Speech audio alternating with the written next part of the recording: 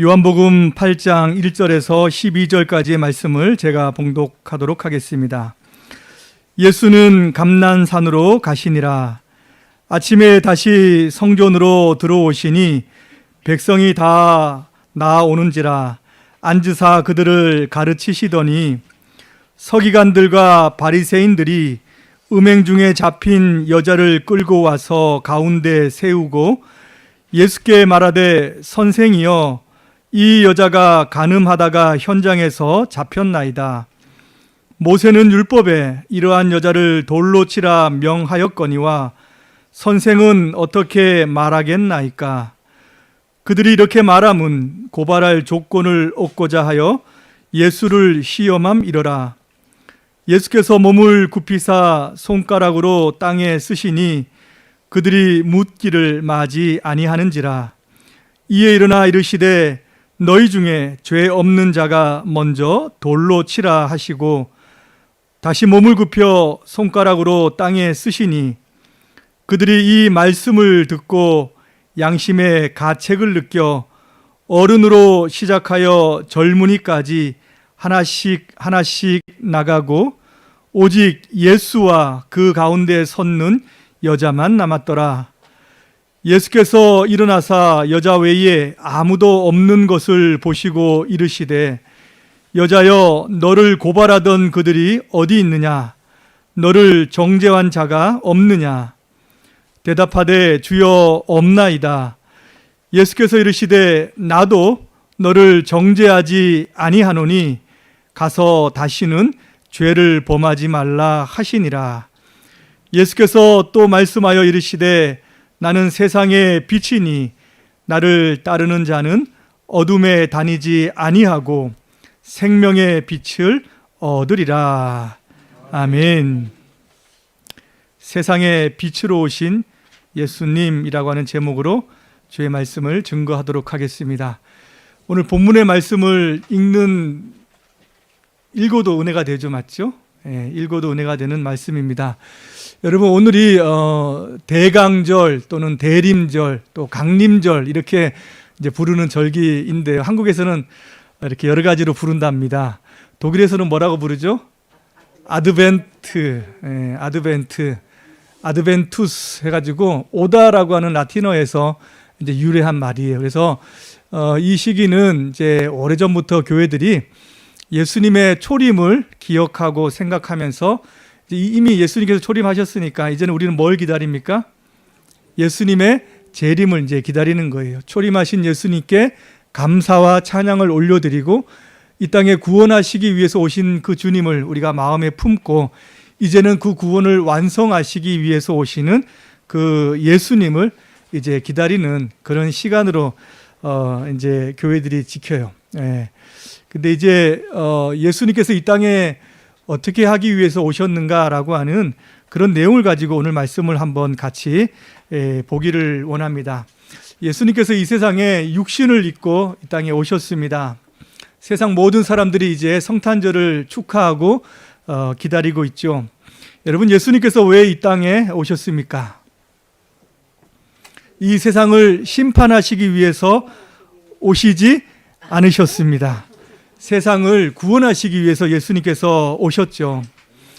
예수님께서 이 땅에 오셨을 때에 그 세상은 어두웠다, 어두운 세상이라고 이야기를 합니다. 하나님을 미워하고 빛으로 오신 예수님을 거부하는 그러한 세상입니다. 이런 세상 당연히 심판을 받아 마땅하지만 하나님은 이런 세상을 사랑하셨고 그래서 자기 자신이 가장 아끼시는 독생자 예수님을 이 땅에 보내신 것이죠. 여러분, 이 땅에 오신 예수님께서 어떻게 한 사람의 죄인을 구원하시는지, 어떻게 한 영혼을 구원하시는지 여러분 알고 있으십니까? 교회에 나오면은 자동적으로 구원을 받는 것이 아닙니다. 오랜 시간 우리가 교회 마당을 밟는다고 하는 것이 우리의 구원을, 내 자신의 구원을 지지해 주는 것도 사실은 아니에요. 오늘 말씀은 한 사람의 죄인이 어떻게 구원을 받는지, 또 예수님께서 어떻게 그 영혼을 받아주시고 그 영혼을 구원해 주시는지 아주 생생하게 보여주는 그러한 사건입니다. 여러분 먼저 보십시오. 예수님 앞에 한 여인이 붙잡혀 왔습니다. 이 여인은 안타깝게도 간음하는 현장에서 붙잡혀가지고 예수님께 온 거예요. 이 여인을 데리고 온 바리새인들과 서기관들은 모세의 율법에 대해서 이야기를 합니다. 모세의 율법에는 이러한 여인을 돌로 쳐서 죽이라고 되어 있습니다. 레위기 20장 10절에 보면 이런 말씀을 해요. 누구든지 남의 아내와 간음하는 자, 곧 그 이웃의 아내와 간음하는 자는 그 간부와 음부를 반드시 죽일지니라. 신명기 22장 13절 이하에서도 이렇게 동일한 비슷한 맥락의 말씀을 하고 있습니다. 이러한 자들 다 돌로 쳐서 죽이라라고 이렇게 되어 있습니다. 모세의 율법은 하나님께서 주셨습니다. 하나님의 법으로는 이 여인은 이제 돌에 맞아서 죽게 되어 있는 그런 상황이죠. 이 여인이 어떻게 그런 처지가 되었는지 사실 그 성경의 배경으로는 알 수 없습니다. 운이 굉장히 나빴다든지 아니면 남자의 그런 유혹에 넘어갔다든지 아니면 생계를 위해서 그런 일을 하는 여자였는지 우리는 그 형편은 알 수 없지만 어떤 경우라도 이 여인에게 기다리고 있는 것은 바로 무서운 심판이었던 것이죠.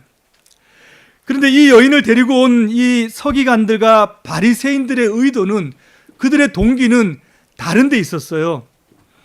이들은 예수님을 존경해서 이러한 경우에 어떻게 처리해야 될지, 물론 자기 자신들도 율법을 알고 있어서 알긴 하지만 예수님의 경우에는 그 현명하고 지혜롭고 명성이 자자한 그 예수님에는 다른 어떤 해결책이 있는지 알고 싶어서 온 것이 아니었습니다. 혹시 이 여인을 어떻게 하면은 살려주실 수 있는지, 아니면은 그 죄를 다른 율법에 의해서 좀 가볍게 할 수는 없는지, 그런 지혜를 듣기 위해서 온 것이 아니라는 거예요. 이들의 의도는 예수님을 시험하여서 예수님을 고소할 그런 조건을 찾기 위한 것이었습니다. 이들의 생각하기에는 그 예수님이 제시할 수 있는 방법은 두 가지였어요. 예수님께서 제시할 수 있는 방법 하나는 어떤 것이냐면은 할 수 없다, 모세의 율법대로 처리를 해야 된다라고 하는 그런 경우입니다. 모세의 율법대로 처리하면은 이 여인은 어떻게 됩니까? 이 여인은 이제 죽는 거예요. 이 여인은 죽게 되는 것이죠. 그렇다면은 언제든지 그 죄인들을 위해 지고 죄인들을 사랑하며 죄인들과 먹고 마시는 자라고 하는 그런 친구라고 했던 예수님의 명성은 이제는 사라지는 거예요.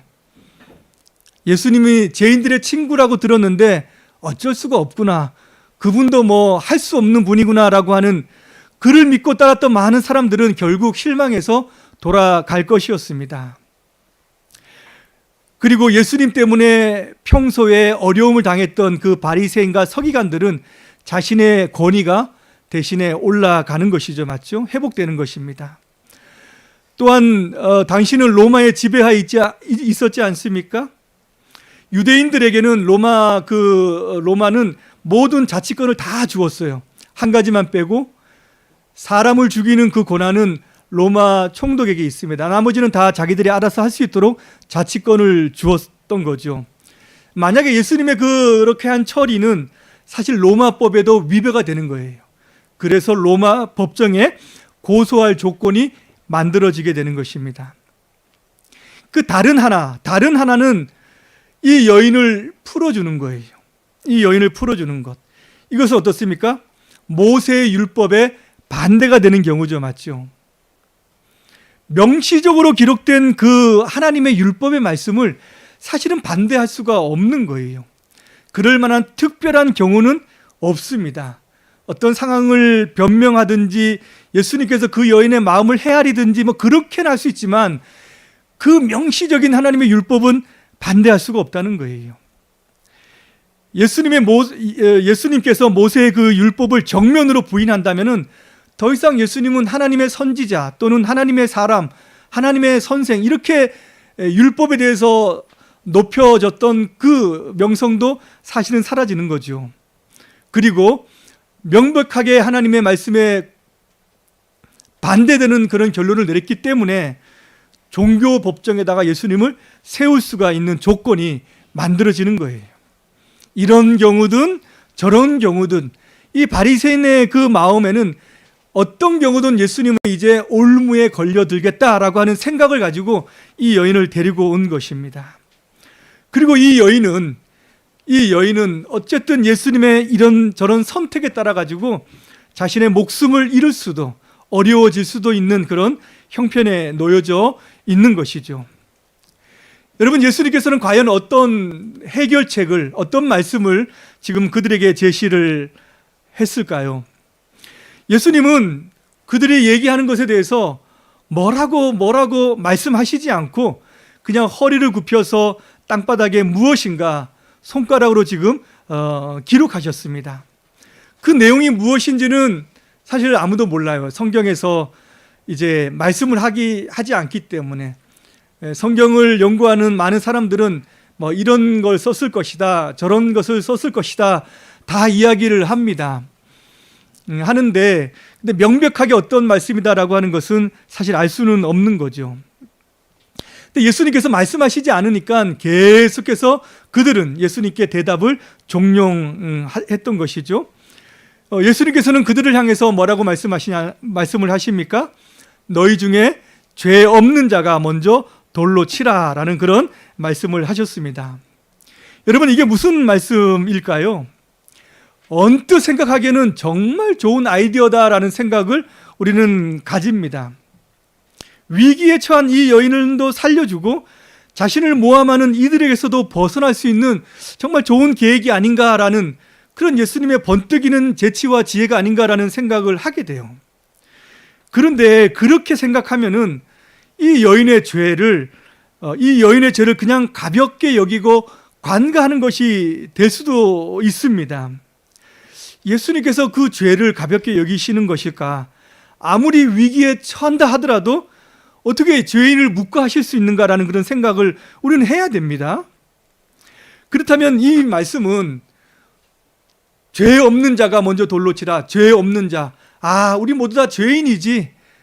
모든 사람들을 죄인으로 묶어서 죄인이기 때문에 다른 사람들을 비난하거나 다른 사람들을 정죄할 자격이 없다라고 이렇게 하시는 그런 말씀일까라는 거죠. 다 죄인이기 때문에 다른 사람들을 비난하고 정죄할 수 없다라고 하는 그래서 자격 없는 자들로 만들어가지고 이 위기를 벗어나려고 하는 예수님의 그런 말씀이실까? 사실은 엄밀히 따지면은 이것도 그런 말씀이 될 수는 없어요. 왜냐하면 죄인이기 때문에 다른 사람들을 말하자면 책망하고 교훈할 수 없다면은 부모도 자식을 엄밀하게 이야기하면은 뭐라고 할 수 없어요. 맞죠? 부모도 다 죄인이잖아요. 맞죠? 근데 너 똑바로 살아야 된다 얘기할 수 있습니까? 엄마 똑바로 사세요. 이렇게 이야기를 하겠죠. 맞죠? 아버지 똑바로 사시면 제가 똑바로 살겠습니다. 학교 가가지고 아이들을 바로 잡아야 되는데 선생도 죄인인데 그 아이들이 뭐 기독교 학교도 다녀요? 예, 좋죠. 근데 선생님도 죄인이고 아이들도 죄인인데 선생님이 아이들한테 이렇게 살아야 된다라고 꾸중하거나 책망하거나 교훈하기도 굉장히 어려운 것이죠. 맞죠? 그래서 일부 이해는 가는 그런 말씀이지만 꼭 맞다고는 할 수 없는 그런 내용입니다. 여러분, 이 말씀, 예수님께서 하시는 이 말씀은 어떤 말씀이십니까? 예수님께서는 비난하거나 정죄하거나 하는 그런 말씀으로 하시는 것이 아니라 그 자리에 있는 그 모두를 사실은 하나님의 율법 앞에 세우시는 그런 말씀입니다. 하나님의 율법 앞에 세우는 거예요. 율법의 엄중함 앞에 자기 자신의 모습을 한번 보게 하시는 그런 말씀입니다. 예수님께서 땅에 무엇인가 썼는 것을 우리는 모르지만 그래서 많은 학자들은 그것이 시내 산에서 하나님께서 십계명을 주었던 것처럼 예수님께서 지금 십계명을 쓰시고 있는 것이 아닌가. 그 당시에 하나님께서 시내산에서 많은 백성들 앞에 하나님의 율법의 말씀을 주고 율법의 말씀을 그들 앞에 세웠던 것처럼 하나님이신 그분이 지금 땅에 동일하게 그 모든 백성들을 하나님의 율법 앞에 세우고 있다라고 추정할 수가 있는 것이죠. 여러분, 하나님께서 율법의 말씀을 왜 주셨습니까? 사람들을 정죄하고 사람들을 비난하고 사람들에게 형벌을 내리기 위한 그런 용도로 주셨습니까? 죄인들을 정죄하고 죄인들을 비판하고 죄인들을 꾸중하기 위해서, 그래서 너희들끼리도 그렇게 해야 된다라는 그런 말씀으로 주셨을까요? 바리새인과 서기관들은 지금 자기들이 하고 있는 평소의 그런 생각대로 율법의 말씀에 따라서 다른 사람들을 고소하고 다른 사람들을 비난하고 그 죄인들을 정죄하고 있는 그런 모습을 보고 있는 거지요. 사실은 죄인 안에 들어가 있는 그들의 수치스러움, 그들의 부끄러움, 이 여인이 가지고 있는 그 마음 아픈 것은 사실은 헤아리지 않고 있는 것이죠. 죄인에 대한 자비와 긍휼과 인애는 사실 찾아볼 수 없는 것입니다. 근데 하나님께서 율법을 주신 것은 그 이상이에요. 그 이상으로 율법을 주신 것입니다.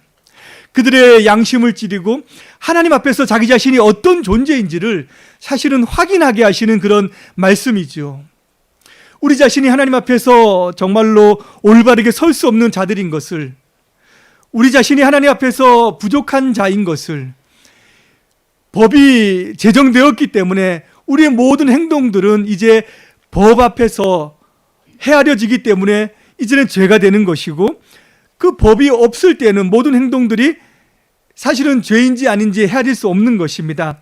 근데 하나님의 율법이 이미 제정되었기 때문에 모든 하나님의 사람들은, 모든 이 땅에 있는 사람들은 그 율법 앞에서는 자기 자신의 그 죄된 모습들을 확인할 수밖에 없는 거죠. 맞죠?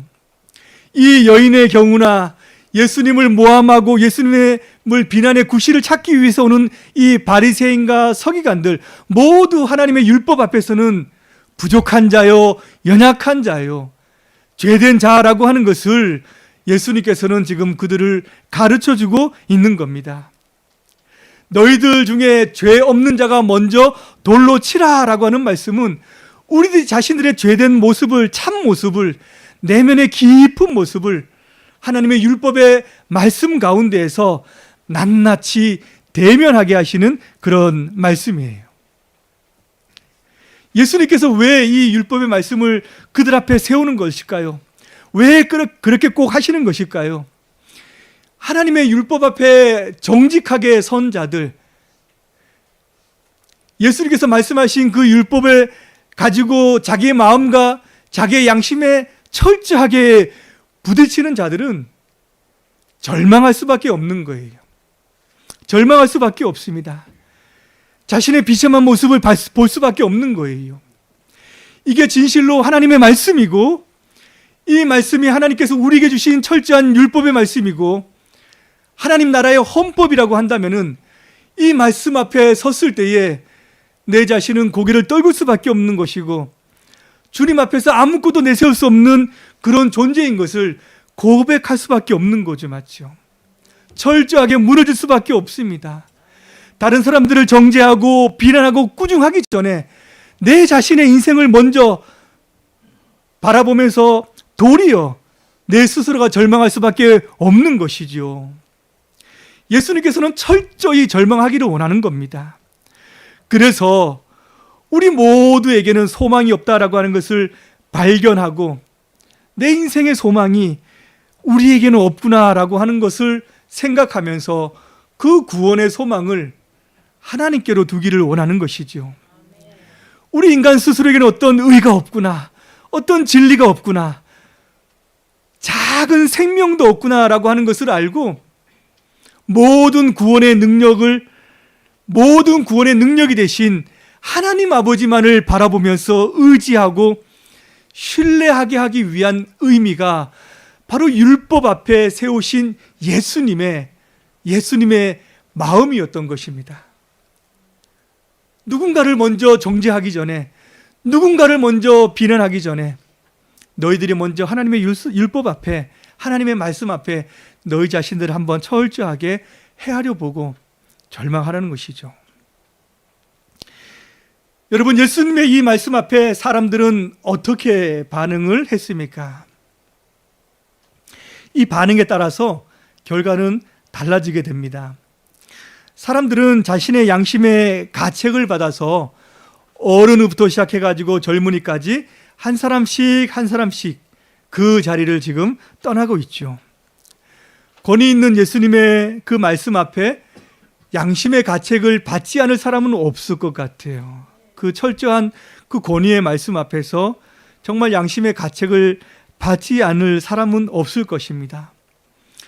인생을 조금이라도 살아본 사람이라고 한다면 정말 인생의 그 험악하고 어려운 시절을 인생이 어떠하다라고 하는 것을 조금이라도 헤아려 본 사람이라고 한다면 인간이 얼마나 연약한 존재인지, 얼마나 우리 인생이 정말로 죄로 쉽게 갈 수밖에 없는 자들이고 세상의 유혹을 빠져들 수밖에 없는 그 존재인지 인정할 수밖에 없는 거죠. 맞죠?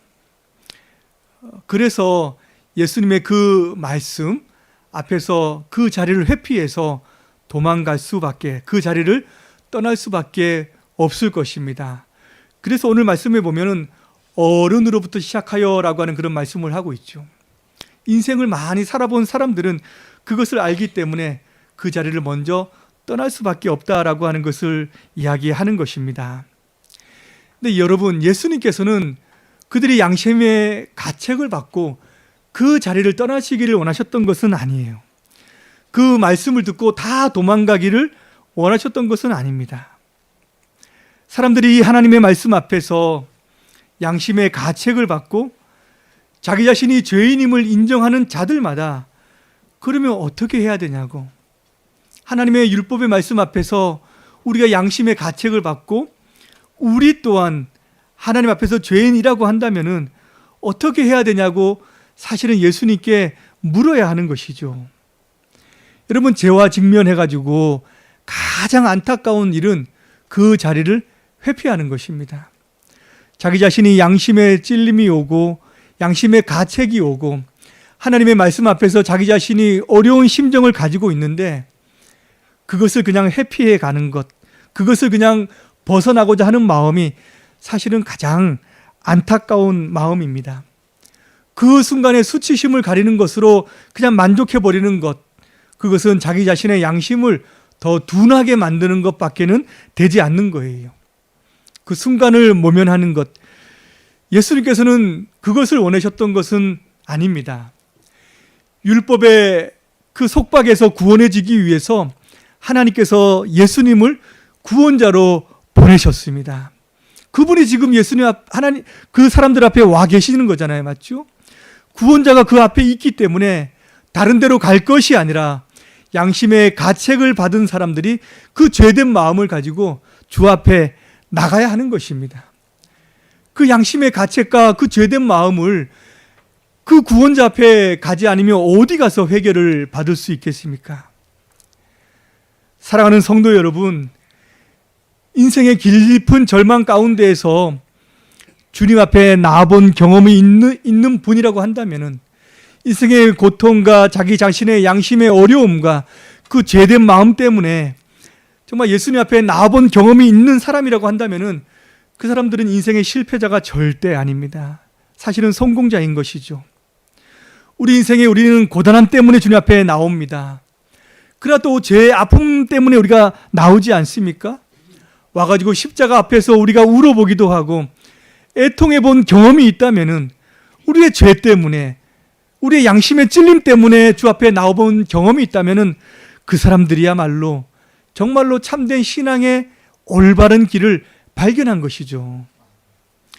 예수님 앞에 섰던 많은 사람들은 사실은 그 기회를 다 놓쳐버리고 만 것입니다.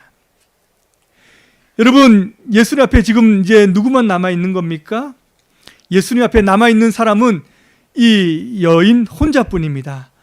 모두가 다 지금 떠나버린 것이죠. 맞죠? 이 여인은 왜 남았을까요?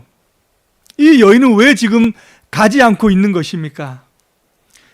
이 여인이 지금 예수님 앞에 남아있는 것은 자기 자신의 인생의 소망을 보았기 때문입니다. 많은 사람들은 양심의 가책을 받았다면은 이 여인이야말로 얼마나 큰 두려움에 있었겠습니까? 다른 사람들은 현행범들이 아닙니다. 근데 이 여인은 지금 현행범이잖아요. 맞죠? 심히 두려운 마음이 급습했을 것이고, 지금 자신의 목숨이 지금 바로 앞에서 끝날 수 있는 그런 생각이 들었을 것인데, 지금 돌에 맞아서 죽을 고통도 이루 말할 수 없지만은, 정말 예수님의 말 한마디에 자기 자신이 죽는다면은 하나님의 심판대 앞에서 자기가 죽는 것이라고 한다면은 그 심적인 고통, 지옥의 고통을 생각할 수밖에 없다는 것이에요. 그러면 그 영혼의 고통이 얼마나 힘들고 어려운 것이었겠습니까? 그런데 왜 그 여인은 떠나가지 않고 지금 남아있는 것입니까? 많은 사람들은 자신의 양심의 가책을 받는 소리였지만 그녀가 들은 것은 자신을 살리는 소리였기 때문입니다. 너희 중에 죄 없는 자가 먼저 돌로 치라라고 하는 말씀은 다른 사람들로 하여금 돌에 맞아 죽을 자신의 형편을 살려주는, 사실은 생명의 소리였다는 거예요. 죽음 앞에서 지금 이 여인을 살려야 된다라고 하는 그런 소리보다 더 은혜로운 소리가 여러분 어디에 있겠습니까? 맞죠? 이 여인은 고마운 인사를 하기 위해서 떠나간 것도 아니고, 또 너무 정신이 없어가지고 어떻게 할 줄 몰라가지고 지금 그 자리에 얼어붙은 채로 남아있는 것이 아닙니다. 이 여인이 남아있는 것은 자신의 인생의 소망을 발견했기 때문에 지금 남아있는 거예요. 예수님이라고 한다면은, 이런 분이라고 한다면은 내 인생을 이제 의탁할 수 있겠구나라고 하는 그런 마음이 들었기 때문입니다. 예수님께서는 자신의 소망을 두고 있는 이 여인에게 이제 확실한 복음을 들려주셨습니다. 바로 제사함의 은총인데요. 뭐라고 하십니까? 나도 너를 정죄하지 아니하노니 가서 다시는 죄를 범치 말라. 이것이 복음입니다. 이것이 복음이에요. 현장에서 붙잡혀 아무 말도 할 수 없는 비참하고 가련한 여인을 불쌍히 여겨주시는 주님의 사랑입니다. 이 여인의 죄를 가볍게 여기거나 그 죄를 그냥 관가하거나 무죄로 방면하신 것이 아닙니다. 오직 자신의 죄를 깨닫고 예수님에게서 지금 구원의 소망을 본 그 여인의 마음을 보시고 선언해 주시는 죄사함의 은혜라고 하는 거예요. 예수님은 죄사함의 권세를 가지고 있는 하나님의 아들로서 하시는 말씀입니다. 지금도 예수님께서는 십자가 앞에 나와 죄사함의 은총을 구하는 많은 성도들에게 자신의 죄 때문에, 양심의 그 아픔 때문에, 인생에 헤어나올 수 없는 그 두려움 때문에 나와서 구원의 소망을 의탁하는 많은 사람들에게 동일하게 주시는 그런 선언이기도 하신다는 거예요. 이 선언은 그 여인을 위해서 이제 죽으실, 십자가에서 죽으실 것을 예수님은 마음에 염두에 두시고 지금 하시는 말씀이기도 합니다. 여러분, 이 여인은 새로운 생명을 얻었고 사실은 자기 자신이 살아갈 새로운 인생의 길도 발견을 한 거예요. 예수님께서는 가서 다시는 죄를 범치 말라라고 이렇게 말씀을 하시는 거죠. 다시는 죄를 범치 말라. 이 말씀은 죄사함의 복음과 함께 주시는 그런 말씀입니다. 죄사함의 은총을 받은 자들은 이제는 새로운 생명으로 다시는 죄를 범하지 않는 그런 길도 있다라고 하는 것을 알려주시는 거예요. 말하자면은 이제는 네가 어떤 경우 어떤 형편의 죄를 지었던지 그 죄를 짓지 말라라고 하면서 격려해 주시고 위로해 주시고 힘을 주시는 말씀이에요. 우리 아이들이 죄 짓고 와가지고 잘못했어요 울고 그 마음을 보면은 우리 어머니들이 등을 토닥거리면서 이제는 다시는 그런 일 하지 마라고 이렇게 하는 것처럼 예수님께서는 다시 죄를 범하지 말라는 것이 다시는 이런 일로 해가지고 내 앞에 오지 마라고 하는 것이 아니라 이제는 너에게 그렇게 죄를 짓지 않고 살아갈 힘이 있다라고 하는 것을 가르쳐 주시고 알려주시는 그런 말씀입니다. 죄사함의 은혜를 받은 모든 백성들은 이 세상을 죄 짓지 않고 살아갈 수 있는 사실은 힘과 능력을 얻은 거예요. 예수님을 믿기 전까지는 우리는 죄의 노예입니다. 죄의 사슬에 묶여 있어서 우리가 생각하는 것, 우리가 말하는 것, 우리 행동하는 것, 사실은 다 죄의 굴로 속에서 살아갈 수밖에 없지만, 우리가 복음을 받아들이고 우리가 예수님을 믿는 그 순간부터는 죄를 짓지 않는 길을 주님께서는 알려주시고 그 길을 열어주시는 거예요. 성령께서 우리 가운데 말씀하시고 우리의 양심이 더욱더 민감하게 하나님 앞에 교통하면서 우리는 그 길로 갈 수 있는 것이죠. 이것이 여러분 율법과 복음의 다른 점입니다. 서기관들과 바리새인들은 율법을 들고 나왔죠. 율법은 죄를 진단합니다. 이 여인은 죄가 있습니다. 이것은 벌을 받아야 됩니다. 라고 이렇게 이야기하지만 그 영혼과 그 인생은 해결해 주지 못합니다. 죄를 알게 해 주기는 하지만 죄를 이길 수 있는 힘은 율법 가운데는 없는 거예요. 그런데 복음은 그 죄를 해결해 주는 것입니다. 죄를 깨끗하게 처리해 주는 것입니다. 그래서 새로운 생명을 주고요, 죄를 이길 수 있는 힘도 주는 것이 바로 복음입니다. 그래서 예수님 믿으면 구원받아라고 하는 그것은 주일학교 때 하는 것이고, 그 다음부터는 우리가 생명의 길로 살아갈 수 있는 힘과 능력을 얻어서 하나님 아버지 앞에, 나를 구원해 주신 그 분 앞에 영광 돌리는 삶으로 살아가는 거예요. 여러분, 이 사건 이후에 예수님께서는 뭐라고 말씀하시냐면은 나는 생명의 빛이다 라고 이렇게 말씀을 하십니다. 세상이 어둡다는 거예요. 세상은 무지하다는 것입니다. 생명의 길도 알 수 없고 생명의 길을 찾지도 못하는 그런 세상입니다. 예수님께서는 이 세상에, 어두운 세상에 빛으로 오셨다는 거예요. 심판하시기 위한 것이 아니라 구원하시기 위해서. 이 빛은 바로 구원의 빛입니다. 죄를 지을 수밖에 없는 그런 암흑, 죄를 해결할 수도 없는 그런 세상, 이런 세상 가운데 오셔서 구원의 빛을 비추어 주신 거예요. 여러분들도 이 구원의 빛을 발견하셨습니까? 다시 한번 물어봐야죠. 우리가 아드벤트라고 이야기하고 대림절, 대강절이라고 얘기하는데 무엇을 기다립니까? 여러분, 무엇을 보았습니까? 바이나크츠막을 보았셨습니까? 사람들은 다 신나고 즐거워하죠, 맞죠? 뭐가 그렇게 신나고 뭐가 그렇게 즐거울까요?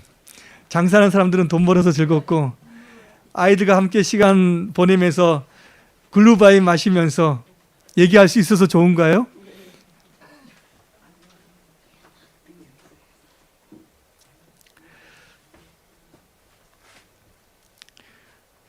여러분들도 인생의 비참함과 그 아픔들을 겪고 그럴 때 하나님을 바라보았습니까?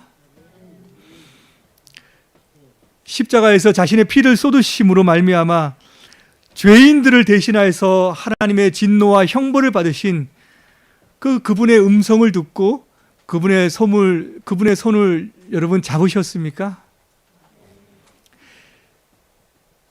그렇다면 여러분들은 생명의 빛 대신 주님을 발견하신 것입니다.